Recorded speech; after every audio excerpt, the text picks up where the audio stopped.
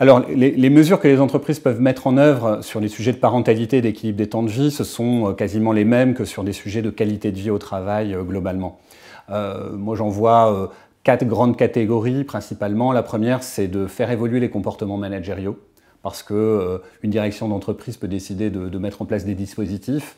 Si le manager, avec son équipe au quotidien, n'est pas attentif à porter ces dispositifs, à encore une fois dialoguer avec certaines personnes de l'équipe qui peuvent avoir des problématiques familiales, personnelles, ou voilà, ou tout simplement pour avoir un bon équilibre de vie, hein, pour chacune et chacun, qu'il ait des enfants ou pas d'ailleurs.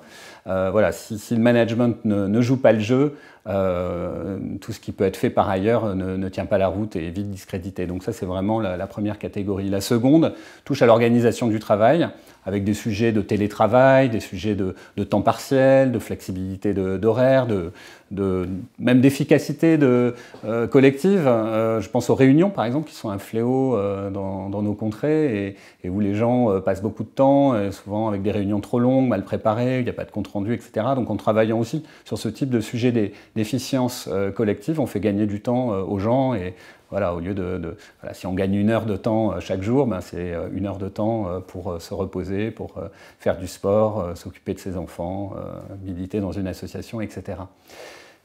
Troisième catégorie, c'est tout ce qui va être les services et le soutien financier, les crèches d'entreprise, les conciergeries d'entreprise, la distribution de CESU pour financer des services à la personne. Et puis enfin, la quatrième grande catégorie, selon moi, et qui représente vraiment la nouvelle frontière de ces sujets de parentalité, d'équilibre des temps de vie, c'est le management de soi.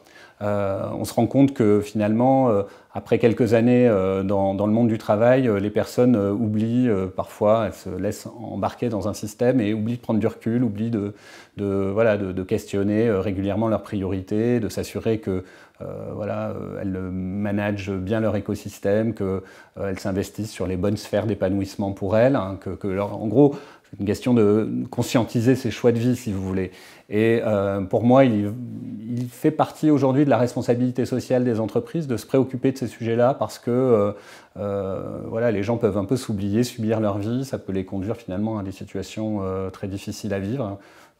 Et qui peuvent d'ailleurs se retourner aussi contre leur engagement, leur capacité d'engagement pour leur entreprise. Hein, donc responsabilité mais aussi intérêt pour l'entreprise quand même. Et tout en n'étant pas intrusive, parce que là on va toucher aussi à des sujets d'ordre personnel au fond. Hein, voilà, ça peut être dans des questions d'hygiène de vie comme le sommeil, l'alimentation, etc. Il est hors de question bien sûr que les entreprises commencent à expliquer aux gens comment ils doivent vivre. Mais par contre, mettre à disposition des ateliers avec des coachs extérieurs, voire des psychologues, des experts en sommeil, en alimentation, qui peuvent venir sur la base vraiment du volontariat, je dirais, de ceux qui sont intéressés par ces sujets, venir écouter et donc voilà, quelque part pour réapprendre aux personnes aussi un peu à s'occuper d'elles-mêmes. Ça c'est important et pour moi il y a vraiment un principe de co-responsabilité sur ces sujets-là. Si l'entreprise doit faire le premier pas et doit mettre en place des actions en faveur de la parentalité et de l'équilibre des temps de vie, il y va aussi de la co-responsabilité bien sûr de chacune et de chacun d'entre nous qui sommes finalement les premiers responsables de notre équilibre de vie. Premier outil finalement pour mobiliser les employeurs. La charte de la parentalité en entreprise, elle est signée aujourd'hui par près de 700 employeurs qui représentent 30 000 établissements, sites, etc. Quasiment 6 millions de salariés concernés, donc on est à peu près à 20% de la population active en France qui travaille chez un employeur signataire de cette charte. Cette charte repose sur un texte assez universel qui peut parler à tout type d'employeur. Il y a notamment des choses sur les processus RH et managériaux pour s'assurer qu'ils ne sont pas discriminatoires à l'égard des salariés parents. Il y a des choses aussi sur l'environnement de travail.